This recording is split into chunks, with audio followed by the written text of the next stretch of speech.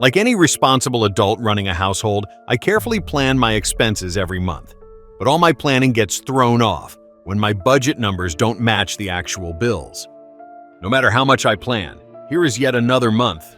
It seems all the extra money that was meant to be savings is actually going into the pockets of billionaires.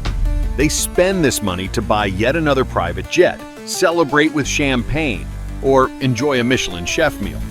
No matter how many people I talk to, I can feel the exact frustration in their eyes.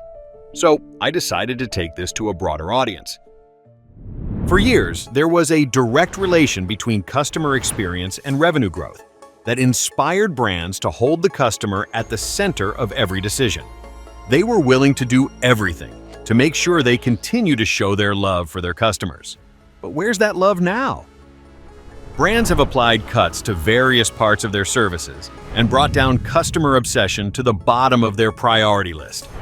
According to Accenture CXO survey, 37% of people worldwide feel that many companies are prioritizing higher profits over better customer experience. 40% of CXOs admitted that they plan to raise prices to pass inflation cost increases to their customers. A digital revolution took over the world during the pandemic. Companies were forced to adopt a cashless system. No one was needed to man the stores and shops as everything was being delivered to our doorsteps. Companies could do that with a smaller workforce, while happily enjoying all the increased profits. Since then, the companies went on a spree of cashing money from customers in the form of various fees that were not disclosed or agreed with us. We now feel the impact in our daily life when these little disappointments add up to make a big dent on our budgets. After digging deep and conducting extensive research, I found that if we break down all these clever ways of companies overcharging us, this is what it would look like. The first and most common are the hidden service fees. These fees were always hidden from us, and there's no way to opt out of them.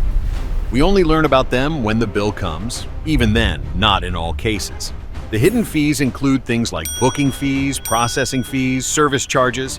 These fees were happily adopted by major sectors who thought it was a great idea to make extra money out of the same services. Whether it is ticketing websites, hotel bookings, delivery apps, you name them, all have adopted them in some or the other way. To give an example, I am buying a flight or cinema ticket online. Right before finalizing payment, the seller introduces a booking fee. Suddenly, the total price is a lot higher than I expected. What can I do? The alternate option is to start all over again with a different supplier, cursing the time I wasted. In December 2024, Grubhub agreed to pay $25 million to settle a Federal Trade Commission lawsuit. The FTC accused Grubhub of hiding delivery costs through additional fees, misleading both customers and drivers. Another example is Airbnb platform that has faced scrutiny for displaying prices that exclude service charges and cleaning fees. These fees show up at the last page before you confirm the booking. According to a report in 2024, an average American household pays almost $1,500 in hidden fees every year, amounting to $196 billion for the entire country. When the hidden service fees were not enough, these brands came up with other ways to find a loophole and take advantage.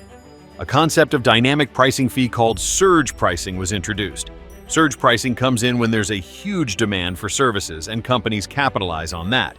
It comes at a time when you're helpless and have no other choice, whether it is the busy rush hour in the morning when we have to book a cab to go to work, or take that nice vacation that we have been longing for during the school holidays. Companies know it and take full advantage of the situation. We end up paying inflated prices for the same product or service just because of the timing. Do employees get anything extra during these surge hours? Absolutely not. It all goes to fill pockets of the billionaires and expand their empires. The most notorious for this is Uber. Uber charges 1.5 times and sometimes up to twice the fare. At least before this was visible, Uber cleverly decided to replace the number with a generic text, indicating you're paying higher than usual, so you won't even know how much extra you've been charged. The crucial point remains that these are all new fees and charges that did not exist before 2020. One of the major impacts of the pandemic was the world becoming digital. All major service providers opened their brands to be more digital in the way they dealt with customers. While it was a great move for the world, it had unexpected hits on consumer pockets. they started to charge a convenience fee for this service. Ideally, this fee was supposed to enhance the user experience and help customers, but slowly, it just became yet another profit margin for these brands. This left all consumers confused whether to take this service or not. Regardless of what we choose, we often never get a better experience, but are still required to pay the fee. Whether we're paying for a service online, choosing a desired seat on a flight, or paying for our electricity or water bill, there is a charge we always have to pay extra on top. Companies made it a norm to pay these extra charges just for the payment facilities with no additional services provided. It's a huge benefit for brands, as they no longer need a resource to count the cash, fill cash boxes, travel to their bank accounts, and then wait in queues to deposit the money. They can now use their staff on some other critical tasks. It also gives them security from theft, as all the money directly goes into their bank account. The convenience fee should have been a discount to the consumers rather than another additional cost. But consumers' welfare is the last thought on their mind. All these are additional costs and fees never get counted in the actual product or service. You always have other basic fees on top. Which brings us to subscriptions. These have become common in our world today. We regularly get charged for a service, whether it's Netflix for TV, Spotify for music, or Amazon for shopping. But now, even after having a subscription service, we're not free from ads. Another tier has been created for the ad-free subscriptions. What do we pay for if we're still forced to watch ads? The likes of Netflix, Disney, Amazon, and other providers now call that subscription as basic. What changed in the services they are providing now? We now come to the final nail in the coffin of customer love called shrinkflation. It means when companies reduce the quality and quantity of the product, keeping the price intact, resulting in higher profits. Brands who were obsessed with their customers are now reversing their promises. Their services are being downgraded, causing huge disappointment to consumers. And this is not in a single industry, but across all sectors. First step to achieve this is to crush competition. Global giants crush any local competition and leave consumers with only one option to choose from. When this is done, they start serving lower grade quality or smaller quantity products or services, thereby increasing their profit margins. These could be anything like reducing the crisp packet size that result in lower quantity. Or it could be selling us an economy class flight ticket and then giving coach-type cabin with cramped-up seats. All these ways help them to increase profit margins on their products or services, thereby reducing the value we get out of them. All these practices indicate a lot of the wrongs in our world today, and if this continues, it might disrupt the balance of the world. We already know some of the richest today are worth $200 billion each, while some of the educated people like us still struggle to pay bills every month. Now the important question is, what can you do?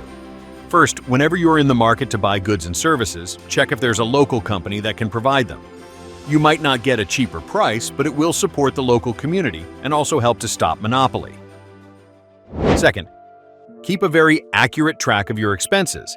Check what you're paying for and what services are being delivered to you. If you're unhappy with the service, let the companies know.